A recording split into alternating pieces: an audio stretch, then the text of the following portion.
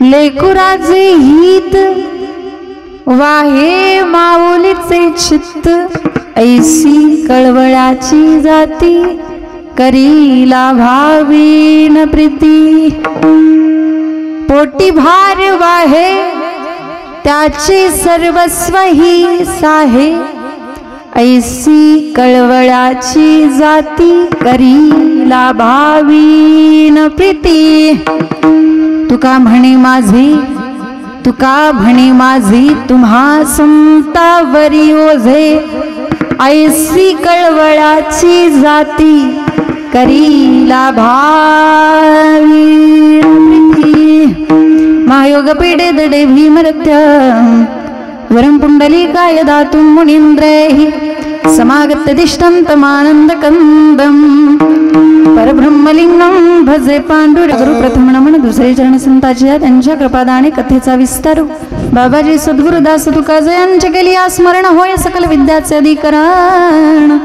तेची वंदू श्री चरण श्री गुरुचे ते नमस्कारुणी आता ओम नमो ज्ञानेश्वरा। करुणा करा दयाळा तुमचा अनुग्रह लादलो, पावन झालो चराचरी। लेकुराचे हित, लेकुराचे हित वाहे माऊलीचे चित्त, ऐसी कळमळाची जाती करीला भावीन प्रीती। विठाला विठाला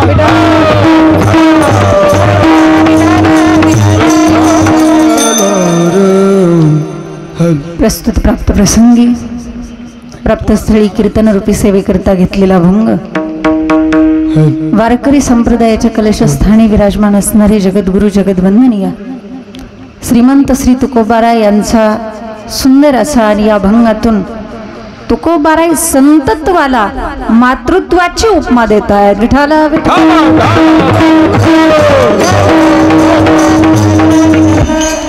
अभंगावर चिंतन मांडण्यापूर्वी अल्पसा परिहार देणं महत्वाचं आहे। आज या ठिकाणी ज्या निमित्ताने आपण सर्वजण उपस्थित झालेला आहात, निमित्त सर्वांना ज्ञात आहे। आज प्रथम वर्ष श्राद्ध ज्या मातेचं आहे, या तोरडमल परिवारातील एक आदर्श माता कैलासवासी सौभाग्यवती मातोश्री रत्नमाला इथं रतन लिहिले, तुम्ही घरात असं म्हणत असाल, रत्नमाला अरुण तोरडमल या मातेच्या प्रथम वर्ष श्राद्धाच्या निमित्ताने आजची ही कीर्तन रूपी सेवा या तोरडमल परिवाराने आयोजित केलेली आहे। आणि या परिवारामध्ये या मातेच्या पाश्चात असणारा त्यांचा हा परिवार, त्यांचे पती आहेत श्री अरुण यशवंत तोरडमल, तसेच त्यांना दोन्ही मुली आहेत, राणी संतोष भोर, तसेच त्यांची दुसरी मुलगी मनीषा सोमनाथ जगताप। अशा पद्धतीने हा परिवार आहे। समस्त तोरडमल परिवाराच्या या वतीने आजच्या ह्या एक दिवसीय कीर्तन सोहळ्याचं आयोजन या ठिकाणी करण्यात आलेलं आहे। खऱ्या अर्थाने ही सेवा ज्यांच्या माध्यमातून मला मिळाली आहे, हा परिवार असेल किंवा या ठिकाणी माळवाडीमध्ये बऱ्याच ठिकाणी कार्यक्रम होतात माझे, आणि त्या ठिकाणी आमचे नलवडे बाबा यांच्या माध्यमातून या ठिकाणी तुम्हा सर्वांचा या कुटुंबाच्या दर्शनाचा एकत्रित योग या ठिकाणी आला। आणि आपल्या ह्या कार्यक्रमासाठी सर्वांची सुंदर अशी साथ या ठिकाणी आहे। सर्वच भजनी मंडळ आपण याच गावचे का, याच वाडीचे पंचक्रोशी सर्व या ठिकाणचे पंचक्रोशीतील कर्जत भागातील सर्व आमचे सर्व टाळकरी मंडळी, भजनी मंडळ, गायक मंडळी या ठिकाणी सुंदर असे पेटीवादक असतील, विणेकरीताई असतील, त्यानंतर आमच्या सोबत आलेले आमचे बंधू मृदंग विशारद जीवन महाराज दायगुडे असतील, आमच्या 2 विद्यार्थिनी असतील, या ठिकाणी सर्वांच्या साथीने सर्वांच्या उपस्थितीने। आणि सगळ्यात महत्त्वाचं माईक सिस्टीम असते आमच्यासाठी, या ठिकाणी सिस्टीम पण सुंदर आहे, चौकदार असतील, या ठिकाणी सर्व उपस्थित सर्व समस्त सर्वच श्रोते मंडळी या ठिकाणी आमच्या सोबत आलेले आमचे विभीषण काका असतील, सर्वच सर्वांच्या सहकार्यातून सर्वांच्या उपस्थितीने सर्वांच्या साथीने आपल्या कीर्तनाला सुरुवात। विठाला विठाला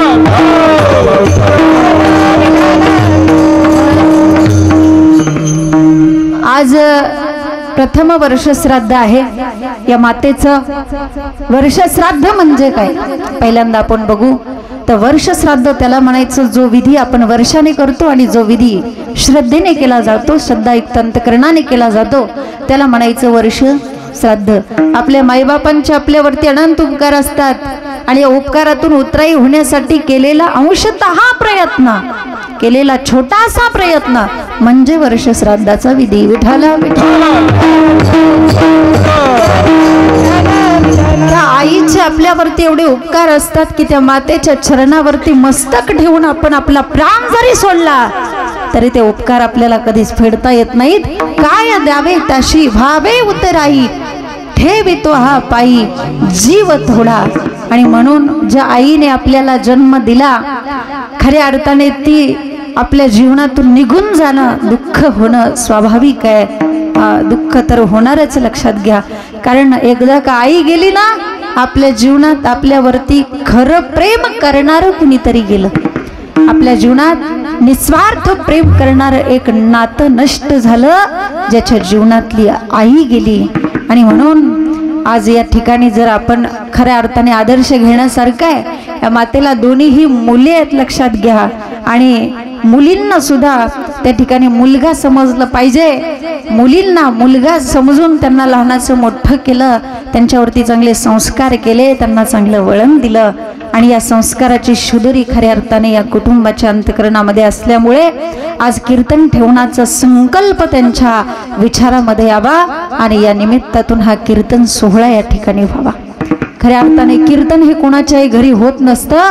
ज्याच्या घरामध्ये काहीतरी संस्कार आहेत, ज्याच्या घरामध्ये काहीतरी पुण्य शिल्लक आहे, अशाच घरामध्ये कीर्तन भजन होत असतं. भाग्यवंता घरी भजन पूजन, भाग्यवंता घरी भजन पूजन,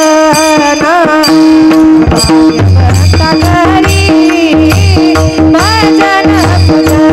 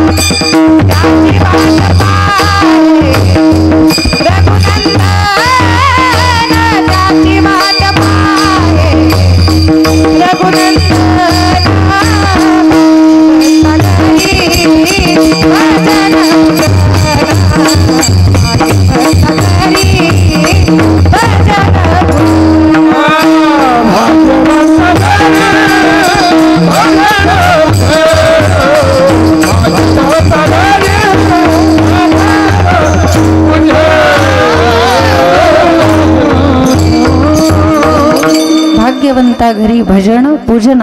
म्हणून या निमित्ताने आजचे कीर्तन सेवा आहे. ज्यांना आईबाप कळाले त्यांना देव कळाला, पण ज्यांना आईबापच नाहीत कळत ना त्यांना देव कळणं कठीण आहे असं मला वाटतं. ज्यांना असं वाटतं की आई वडिलांनी आपल्यावरती प्रसन्न व्हावं, त्याने आई वडिलांना फक्त 2 प्रेमाचे नापुलकीचे शब्द बोलले पाहिजे.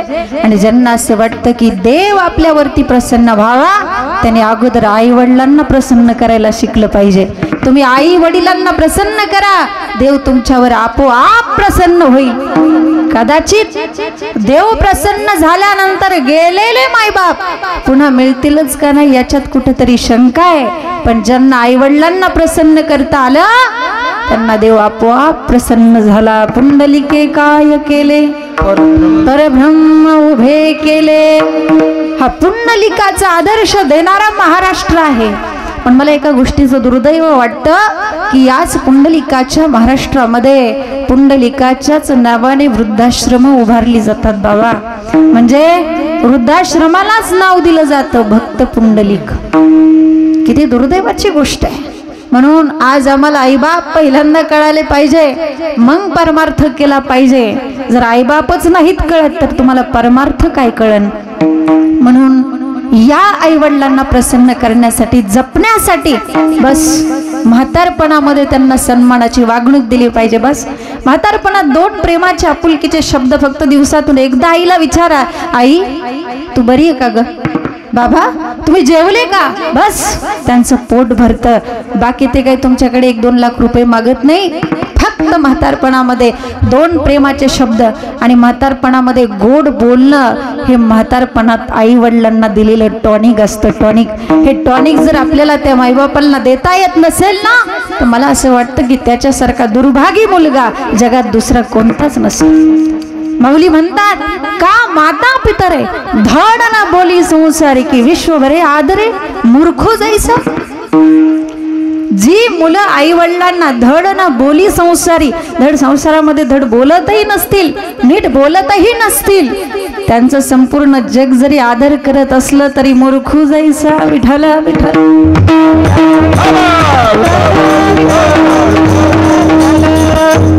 म्हणून एकदा का तुमचे माईबाप या मातीआड निघून गेले ना, किती आई आई करा कितीही बाबा बाबा करा, माती आड गेलेले माईबाप नंतर तुम्हाला ह्या डोळ्यांना पाहायला सुद्धा मिळणार नाही. तो ते पाहायला मिळतील ते फक्त फोटोमध्ये. म्हणून माझी विनंती असेल, काही लोक माझ्याकडे येतात, मला म्हणतात की ताई आम्ही एकदा तरी आमच्या आईला आमच्या वडिलांना सांगायला पाहिजे होतं त्यांच्या गळ्यात पडून की आमचं त्यांच्यावरती किती प्रेम आहे. मग का नाही सांगितलं, आम्हाला काय माहिती इतक्या लवकर जातील, इतक्या लवकर त्यांचा मृत्यू होईल. म्हणून विनंती असेल, जोपर्यंत आपले माईबाप आपल्या जवळ आहेत तोपर्यंतच त्यांच्या समोर प्रेम व्यक्त करा, त्यांच्या समोर रडा, त्यांच्याशी प्रेमाने बोलून घ्या, आपल्या वडिलांना मिठी मारून घ्या, कारण ते गेल्यानंतर पुन्हा पाहायला मिळणार नाहीत. माय बाप केवळ काशी, माय बाप केवळ काशी, बोला माय बाप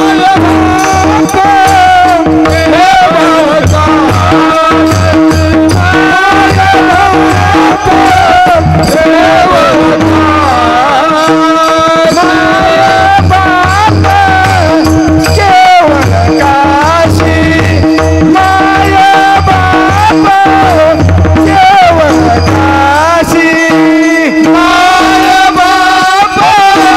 केवळ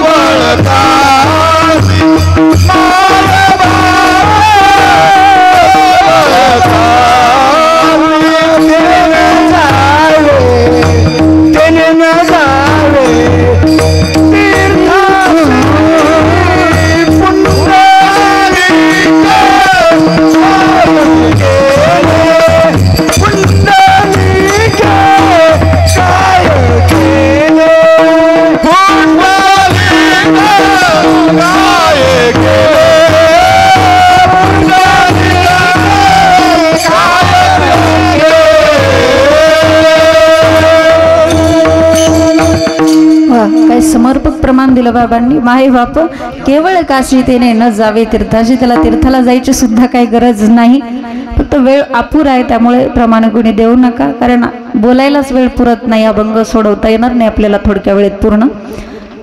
मधले प्रमाण अभंगातले जे असतील तेवढे उचला, काय हरकत नाही. माय बाप केवळ काशी तेने न जावे तीर्थासी. महाराज खऱ्या अर्थाने मायबाप म्हणजे देवाची रूप आहेत. तुका म्हणे माय बाप ही देवाचीच रूप आहेत, फक्त त्यांना ओळखता आलं पाहिजे, ते आपल्या जवळ आहेत, त्यांची सेवा करता आली पाहिजे, त्यांच्यावरती प्रेम करता आलं पाहिजे. मी तुम्हाला सांगेन, एक वाक्य बोलून जाईल की जीवनामध्ये आई वडील निस्वार्थ प्रेम करतात, बाकीच्या नात्यामध्ये कुठेतरी स्वार्थ दिसून येईल. प्रत्येकाच्या प्रेमामध्ये फरक आहे, पण जगामध्ये केवळ एकमेव असं नातं आहे की ज्याची त्या प्रेमामध्ये कोणतीच अपेक्षा नसते. असं म्हणतात ना की डोळे उघडे ठेवून जी प्रेम करते तिला मैत्रीण असं म्हणतात, डोळे झाकून जी प्रेम करते तिला प्रेयसी असं म्हणतात, डोळे वाटारून पण प्रेमच करते तिला पत्नी असं म्हणतात, पण डोळे मिटेपर्यंत जी प्रेम करते तिला आई असं. म्हणून आईसारखं नातं या जगामध्ये कोणतंच नाही. या जगामध्ये अजूनही कलियुगामध्ये ज्याचे मायबाप जिवंत आहेत ना, अजूनही तो जगातला सगळ्यात मोठा आणि तो जगातला सगळ्यात श्रीमंत माणूस आहे. कोणाला श्रीमंत म्हणतात? ज्याच्याकडे अजून पण त्यांचे माईबाप जिवंत आहेत तो जगातला श्रीमंत माणूस आहे. एका कवितेमध्ये फार सुंदर वर्णन आलेलं आहे. स्वामी तिन्ही जगाचा आई बिना भिकारी, आई म्हणून कोणी आईस हाक मारी, ती हाक एकाने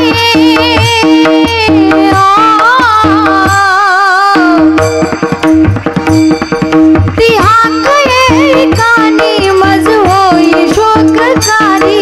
स्वामी तिन्ही जगाचा आई बिना भिकारी, स्वामी तिन्ही जगाचा आई बिना भिकारी.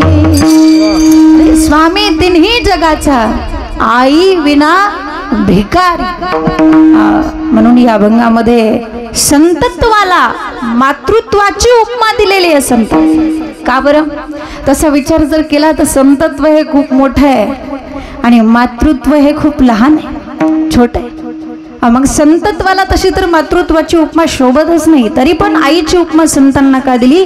याचं कारण असं आहे, या जगाच्या पाठीवर मातृत्व एवढा दृष्टांत पण दुसरा कोणता नाही.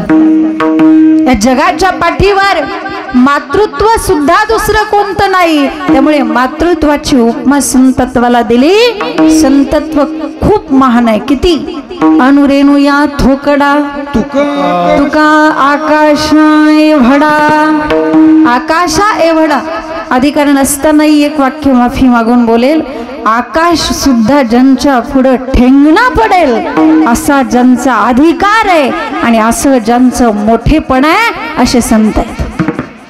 म्हणून संतत्वाला मातृत्वाची उपमा का? कारण जगात आई एवढं प्रेम कोणीच करू शकणार नाही. कोण करू शकेल? कोणीच करू शकणार नाही. सबसे बड़ी है माँ पगले, सबसे बड़ी है माँ पगले, माँ से बढ़कर कोई नहीं रे, माँ से बढ़कर कोई नहीं रे, देती है दुहाई, देती है दुहाई, पगले सबसे बड़ी है माँ, पगले सबसे बड़ी है माँ, पगले सबसे बड़ी है माँ, पगले सबसे बड़ी है माँ. जगातलं सगळ्यात मोठं नातं, जगातलं सगळ्यात श्रेष्ठ नातं कोणतं असेल तर ते आईचं नातं आहे. का? कारण जगामध्ये आई एवढं हित दुसऱ्या कोणत्याच व्यक्तीला कळू शकत नाही. आईला जेवढं आपल्या लेकराचं हित कळतं ना तेवढं दुसऱ्या कोणाला समजत नाही. जगामध्ये दोनच वर्ग असे, ते फक्त संत आणि आई वडील. आपलं हित फक्त त्याची माझे हित करीती सकळ, आपलं हित एक तर संतांना कळतं, नाही तर आपल्या आई वडिलांना कळतं. जगामध्ये बऱ्याच प्रकारची लोक आहेत. असे 4 वर्ग जगामध्ये पडतात. पहिला वर्ग असा आहे ज्याला स्वतःचं हित कळत नाही, दुसऱ्याचं हित होऊ देत नाही. दुसरा वर्ग असा आहे स्वतःच्या हितासाठी दुसऱ्याचं नुकसान झालं तरी चालेल. तिसरा वर्ग असा आहे स्वतःचं हित करतो, दुसऱ्याचंही हित करतो. पण चौथा वर्ग असा आहे जो केवळ दुसऱ्याच्या हितासाठीच या ठिकाणी येतो आणि तो वर्ग आहे संतांचा. पहिला वर्ग असा आहे ज्याला स्वतःचं हित कळत नाही, दुसऱ्याचंही हित होऊ देत नाही. माऊली म्हणतात, माऊलींची ओवी यासाठी, आपण अंगे जुळे का नागमी जगाचे डोळे, पतंग जैसा सळे दीपाचे. माऊली म्हणतात रात्री दिव्याच्या भोवती पतंग नावाचा कीटक जसा घिरट्या घालतो आणि घिरट्या घालून स्वतः त्या दिव्यावरती झडप घालून स्वतःही जळून भस्म होतो आणि दुसऱ्यालाही अंधकार करतो, त्या पद्धतीने हा वर्ग आहे.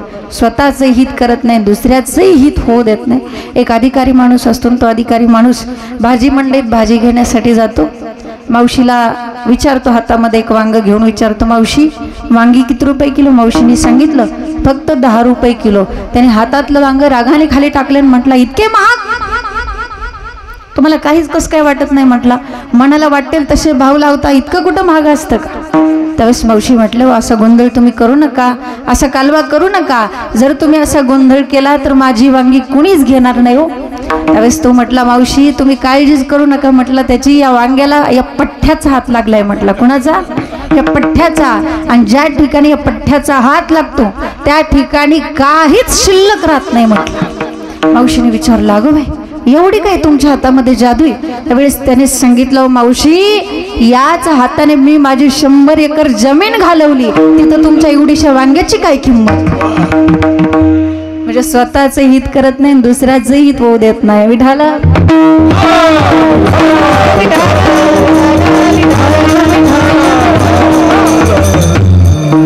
दुसरा वर्ग मी तुमच्या समोर मांडला होता. स्वतःच्या हितासाठी दुसऱ्याचं नुकसान झालं तरी चालेल अशी काही लोक आहेत. माऊलींची ओवी, तैसे मने वाचा काय भलतया दुःख देत जाये, स्वार्थ साधिता न पाहे पराचे हित.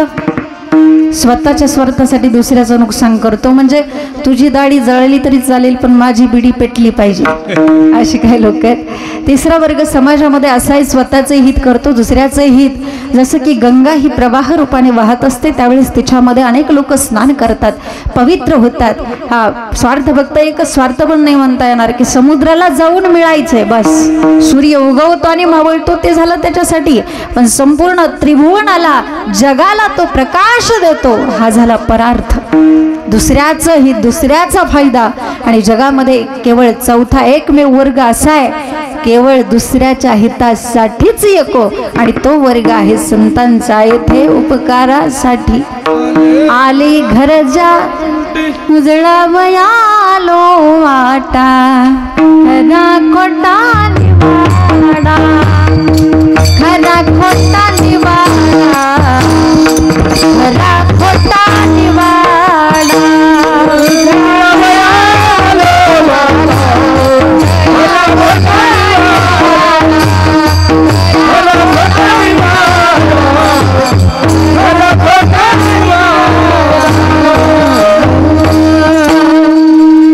या जगामध्ये खरं काय, या जगामध्ये खोटं काय हे सांगण्यासाठी आले कोण? संत. मग संतांनी काय सांगितलं या जगाला? अरे बाबांनो, हे संपूर्ण जग खोटं आहे. लटिका व्यवहार सर्व हा संसार वाया एर झार. हा संसार खोटा आहे. या जगामध्ये खरं काय? तर या जगामध्ये खरं फक्त भगवंताचं नाव आहे, आणि या जगामध्ये खरा फक्त भगवंत आहे. बाकी सगळं जग खोटं. जगामध्ये सत्य फक्त ईश्वर आहे. ईश्वर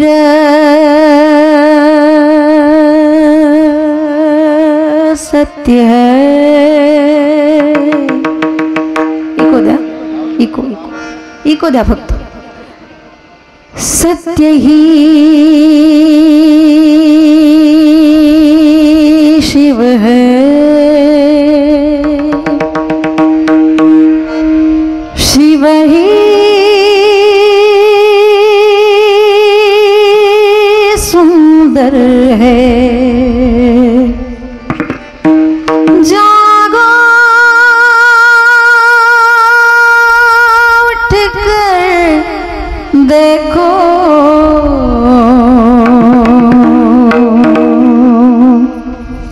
जीवन जो तुझा रे.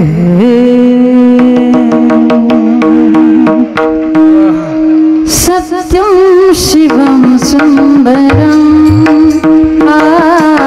सत्यम शिवम सुंदरम.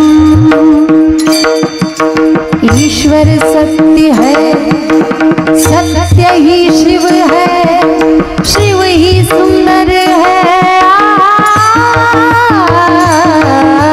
सत्यम शिवम सुंदरम, सत्यम शिवम सुंदरम, सत्यम शिवम सुंदरम, सत्यम शिवम सुंदरम, सत्यम शिवम सुंदरम,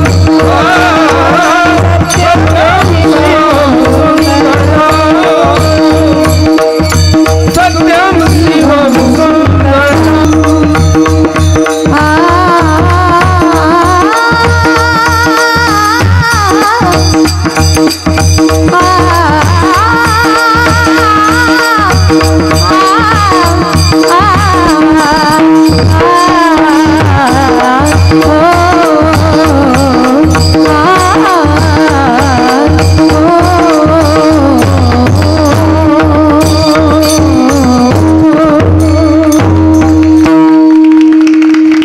या जगामध्ये सगळ्यांनी वाजवा.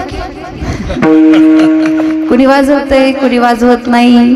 वाजवायचं असलं तर सगळ्यांनी वाजवलं, गोड दिसतं ते. अहो वाजवा की आता तरी.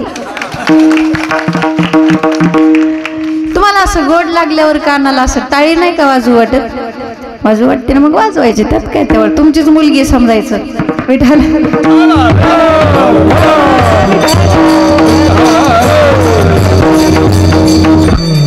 या जगामध्ये सत्य फक्त भगवंत आहे, या जगामध्ये सत्य फक्त ईश्वर आहे आणि या सत्याची जाणीव करून देणारे संत आहेत. म्हणून जीवनामध्ये संतांचे आपल्यावरती उपकार आहेत, तसे आपल्या आईवडिलांचे सुद्धा आपल्यावरती उपकार आहेत. संतांचं अंतकरण आणि आईचं अंतकरण एकच आहे. बघा, संतांची सांगण्याची पद्धत आणि आईची आपल्या लेकराला सांगण्याची पद्धत ही एकच आहे. जसं की संत पहिल्यांदा ह्या समाजाला गोड शब्दामध्ये सांगतात, बाबांनो आता तरी पुढे हाच उपदेश, नका करू नाश आयुष्याचा, हित ते करावे देवाचे. पण गोड बोललं तरीही लोक ऐकायला तयार नाहीत. मग मात्र संतांनी आपल्याला शिव्या देऊन पण सांगितलं, किती सांगू तरी न ऐकती बटकीचे, पुढे सिंधळीचे रडतील. हा अधिकार फक्त संतांना आहे, आपल्याला नाही, आहे की नाही? संतांनी दिलेल्या शिव्या आहेत, पण शिव्या दिल्या तरी ही लोक ऐकायला तयार नाही. मग मात्र संत सांगतात, बाबांना आता तुमच्या पाया पडतो पण ऐका, लागून या पाया विनवितो तुम्हाला, करे टाळी बोला मुखी नाम. अगदी तीच पद्धत आईची. आई काय करते, पहिल्यांदा आपल्या लेकराला असं जवळ घेते, कुरवाळते आणि सांगते, बाळा अरे अभ्यास कर. ते शेजारचं पोरग बघ बरं, 80-90 हजार पगार आहे, त्याला मोठ्या गाडीमध्ये फिरतं, तू पण अभ्यास कर मोठा हो. पण गोड बोललं तरी ते पोरग ऐकत नाही. मग मात्र आई काय करते, दांडक काढते. दांडक काय करते, अहो रट्टे देते, पण तरी ते काढते इतकं विचित्र असतं की ते ऐकतच नाही. मग मात्र आई म्हणते, बाबा मी आता तुझ्या पाया पडते रे, पण अभ्यास कर. अभ्यास कर. का? कारण तिला असं वाटतं की आपल्या लेकराचं कल्याण झालं पाहिजे, आपल्या लेकराचं हित झालं पाहिजे. महाराज अभंगाच्या प्रथम, लेकुराचे हित, लेकुराचे हित, लेकुराचे हित,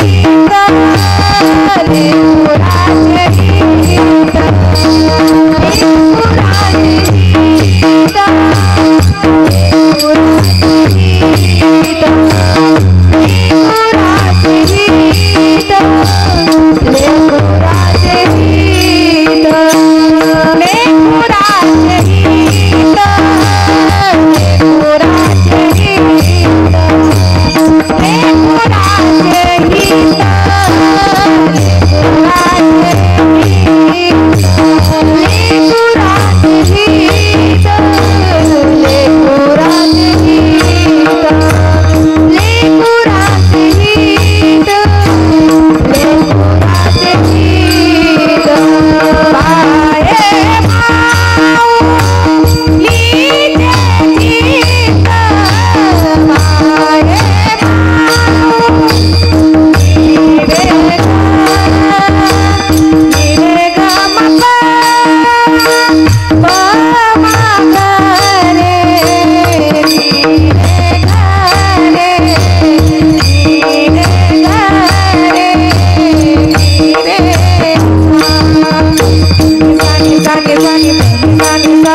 रे ग रे ग रे ग रे नी रे ग रे ग मा रे मा ग रे सा नी सा रे ग म प मा रे मा ग रे सा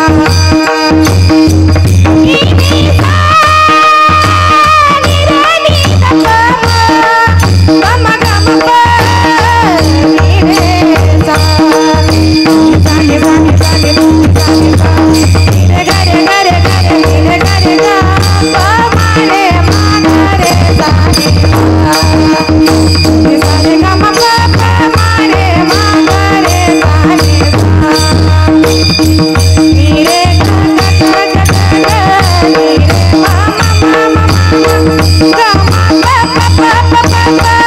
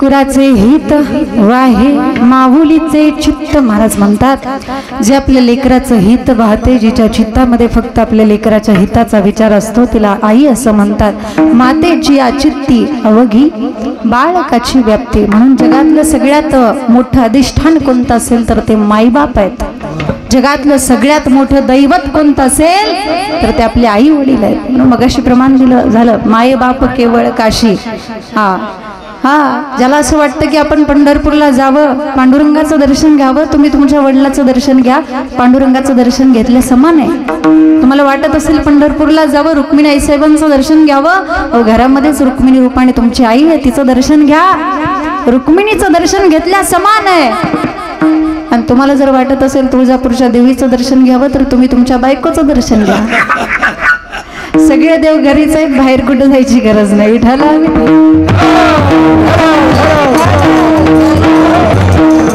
जगातलं सगळ्यात मोठं अधिष्ठान म्हणून एका कवितेमध्ये फार सुंदर वर्णन आहे आई तुझ्या मूर्ती वाणी या जगात मूर्ती नाही आई तुझ्या मूर्ती वाणी या जगात मूर्ती नाही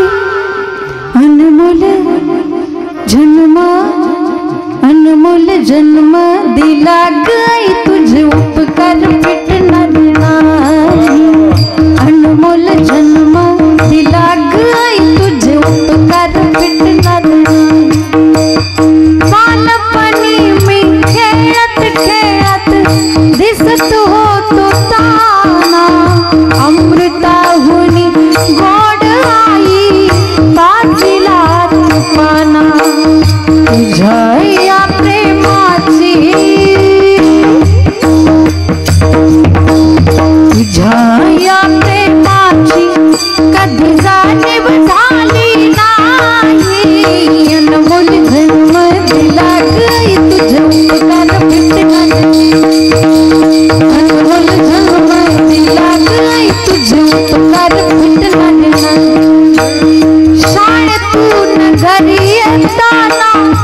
मुलगा जर शाळेत गेला असेल,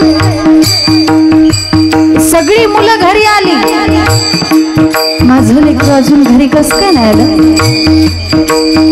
झालं तर नसेल, ते अडचण तर आली नसेल, नाही त्या शंका, नाही ते विचार आईच्या मनात यायला लागतात. आणि गोष्ट लक्षात ठेवा, जिथं प्रेम असतं ना तिथंच शंका असते बरं का. आईच्या मनामध्ये नाही ते प्रश्न यायला लागतात, माझ्या लेकराला काय झालं तर नसेल. आणि मग ती आई प्रत्येकाच्या घरी जाऊन विचारते, शाळेतून घरी येताना कधी उशीर मला होई, गल्लो गल्ली पाहत फिरशी मला तू आई, तुझ्या या उपकाराची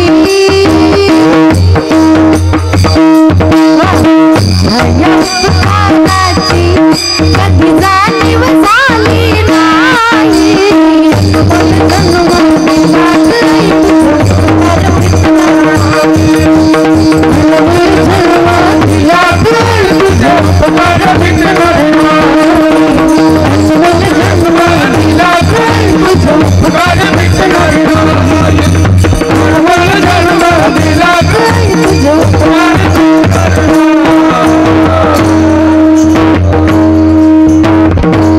आईसारखी मूर्ती, आईसारखा अधिष्ठान या जगामध्ये दुसरं कोणतंच नाही.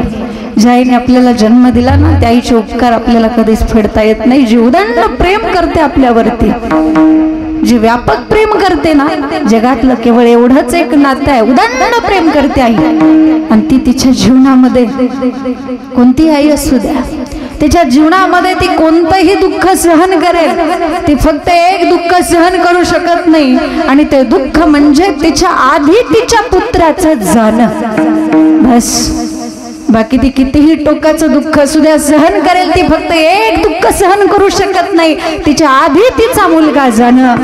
आणि म्हणूनच ना, ज्या वेळेस 9 महिने 9 दिवस भरलेले असतात, अखेर बाळंतपणाची वेळ जवळ आलेली असते, तिला अनंत यातना वेदना होत असतात, आणि तिला दवाखान्यामध्ये नेलं जातं ना, त्यावेळेस ते डॉक्टर पळतच त्या बाईच्या नवऱ्याकडे, ते होणाऱ्या बाळाच्या बापाकडे येतात. सांगतात, हे बघा परिस्थिती अत्यंत कठीण आहे, बाळाच्या गळ्याला नाड्याचे वेळे पडलेले आहेत, एकतर तुमचं बाळ जगू शकतं, अन्यथा तुमची बायको.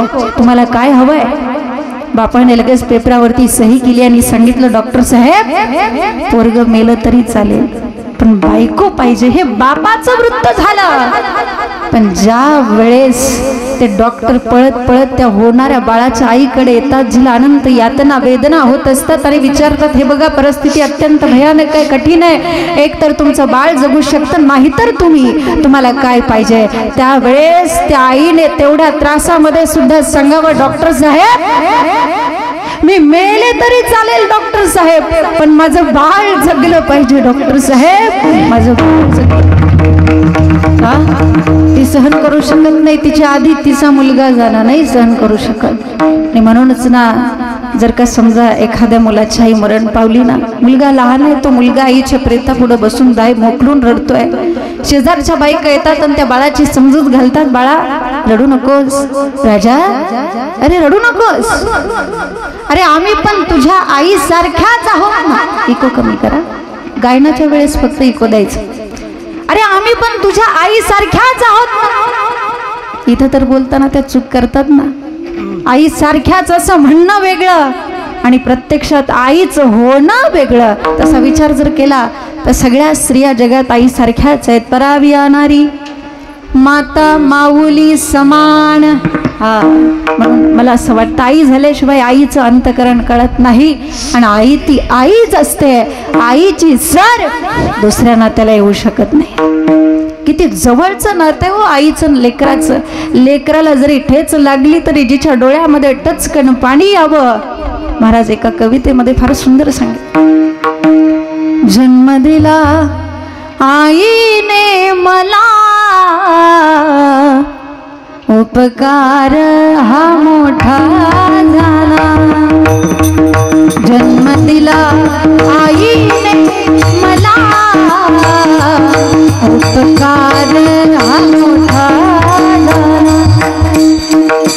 ठेच लागे माझ्या पायाला पाणी येई तिच्या डोळ्याला जन्म दिला आईने मला सकार हा मोठा झाला जन्म दिला आईने मला सकार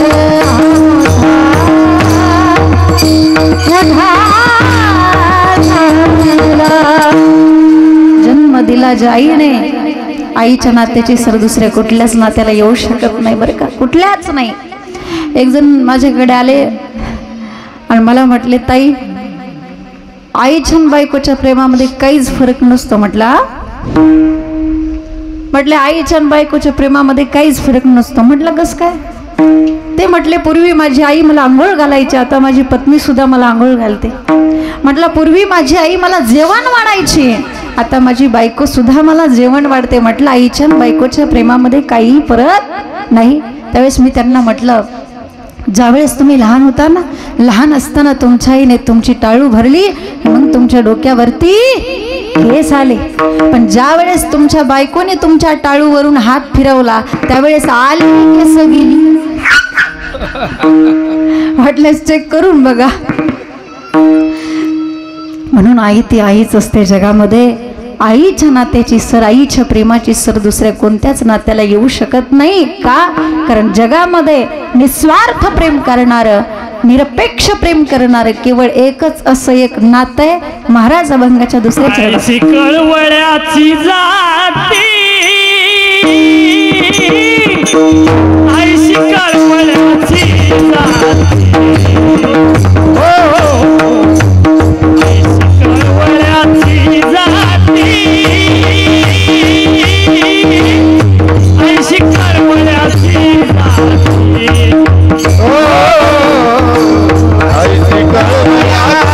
जाती,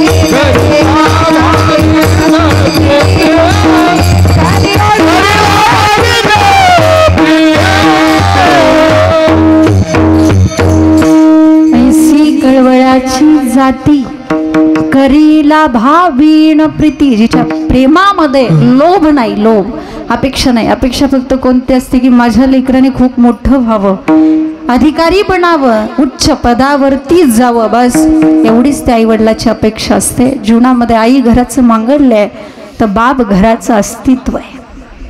आई जेवढं प्रेम करते तेवढंच बाप सुद्धा प्रेम करतो बरं का. असं नाही की बापाचं प्रेम नसतं, दिसत नाही म्हणजे बाप सुद्धा प्रेम करतो. फरक फक्त एवढाच आहे, हृदयातलं प्रेम डोळ्यातल्या अश्रून वाटे जी दाखवते तिला आई असं म्हणतात. पण हृदयातलं प्रेम हृदयात झाकून जो ठेवतो त्याचं नाव बाप. ह्या बापाचं प्रेम आपल्याला ओळखता आलं पाहिजे. अरे बाप प्रेम दाखवत नाही म्हणजे बाप प्रेम करत नाही असं नाही. उरामध्ये वाया त्याच्या काळ्या मेघावानी दाखविना कधी कुणा डोळ्यातलं पाणी.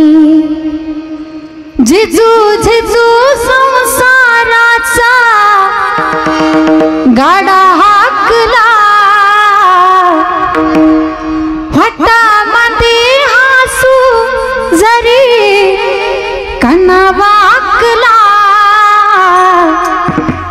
घडीभर तू थांब जरा ऐक त्याचे झापर लई अवघड हाय गड्या उमगाया बापर उमगाया बापर लई अवघड हाय गड्या उमगाया बापर उमगाया बापर.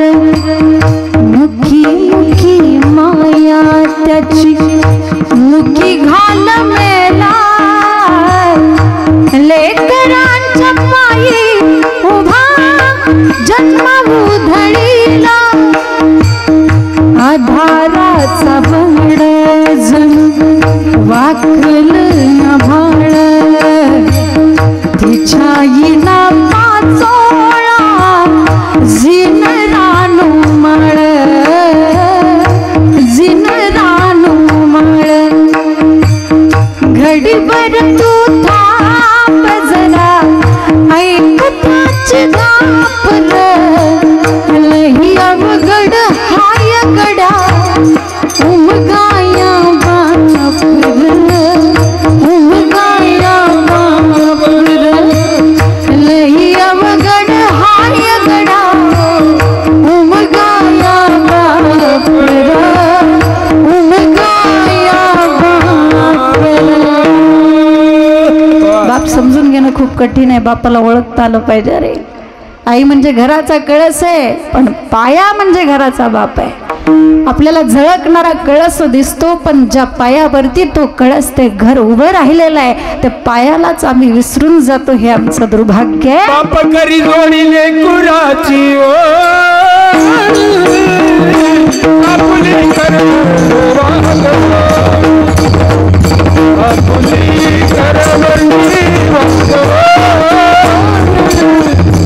आपुली कर आपुली कर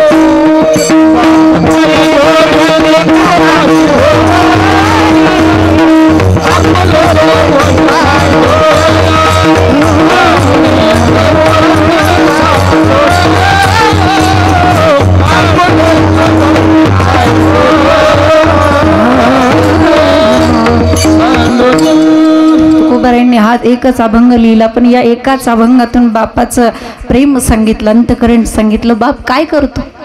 बाप करी जोडी लेकुराचे ओडी आपुली कुरवंडी वाढवणी आपुली कुरवंडी वाळवणी आपुली कुरवंडी वाळवणी. बाप करी जोडी. फक्त बापच सांगायचं म्हटलं तर 2 तास अजून पुरायचे नाही. फक्त बापावर एक कीर्तन करावं लागेल मला आहे की नाही. म्हणून जीवनामध्ये आई घराचं मांगल्य तर बाप घराचं अस्तित्व आहे. जीवनामध्ये आई नेमकं लेकरासाठी करते काय.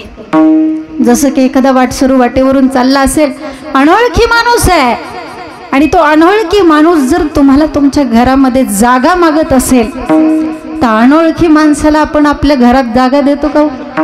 लगेच विश्वास ठेवतो का त्याच्यावर. नाही. मग जागा दिली तरी कुठं देतो. कुठंतरी एखाद्या पडवीमध्ये किंवा कुठंतरी एखाद्या ओसरीमध्ये आपण त्याला जागा देतो. पण आई आपल्याला स्वतःच्या पोटात जागा देते.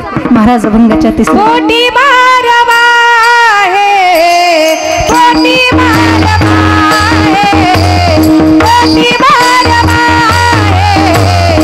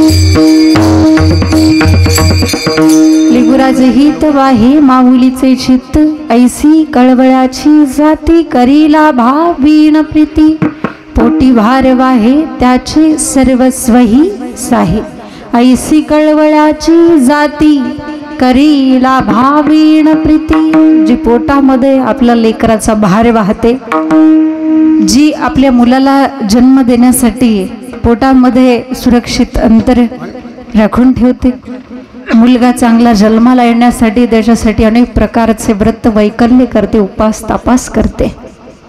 9 महिने 9 दिवस मुलाचा भार पोटामध्ये वाहणं इतकं सोपं नाही. ज्या वेळेस आपण आईच्या उदरामध्ये असतो ना, आईच्या उदरामध्ये असताना ते बाळ आईने खाल्लेल्या प्रत्येक घासातला घास ते गर्भातलं मूल खातं. आईने घेतलेला प्रत्येक श्वासातला श्वास ते गर्भातलं मूल घेतं आणि 9 महिने 9 दिवसानंतर नाळ तुटतो, बाळ जन्माला येतं. बाळ जन्माला आल्यानंतर आमच्या घरातल्या वयस्कर आजीबाई त्याला नवधू घालतात बघा. ते आपल्याला नाही जमत, ते त्यांनाच जमतं, आहे की नाही.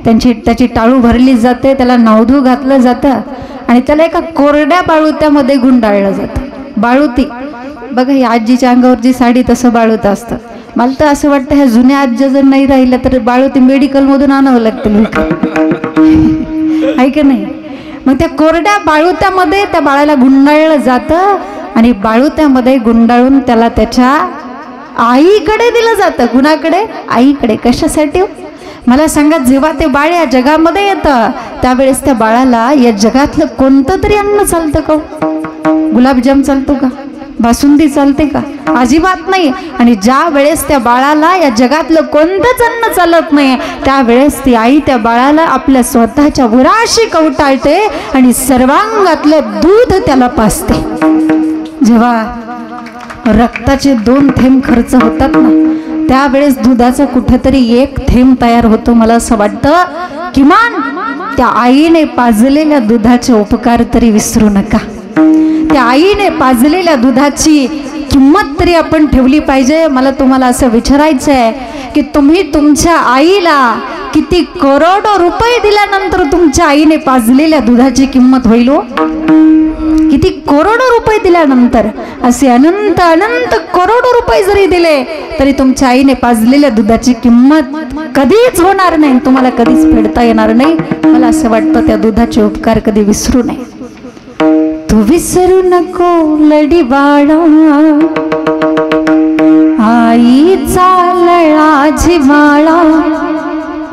तू विसरू नको लडी बाळा, आईचा लळा जिव्हाळा.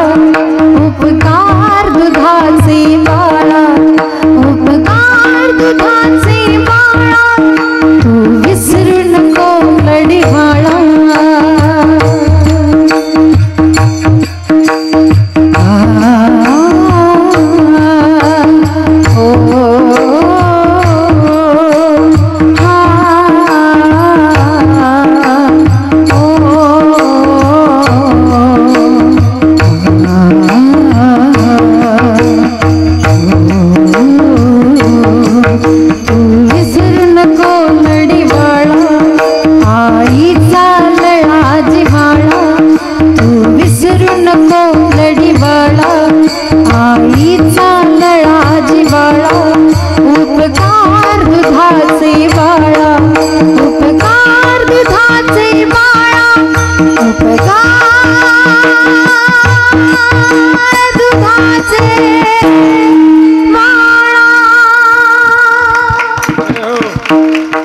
आईच्या दुधाचे उपकार कधी विसरू नये. आणि म्हणून जीवनामध्ये आई जेवढं प्रेम करते आपल्या लेकरावरती तेवढंच समाजावरती प्रेम करणारे संत आहेत. तुम्ही संत माय बाप कृपावंत, म्हणून तर त्या संतांना मायबापाची उपमा दिलेली, आई वडिलांची उपमा दिलेली आहे. संतांकडे समाजाचं ओझ आहे तर आईकडे लेकराचं ओझ असतं. बघा, ओझ दोघांकडे पण आहे. एकाकडे समाजाचं आहे आणि एकाकडे लेकराचं आहे. जगद्गुरु तुकोबाराय म्हणतात, जसं आईकडे लेकराचं ओझ असतं ना तसं आमचं तुम्हा संतांवर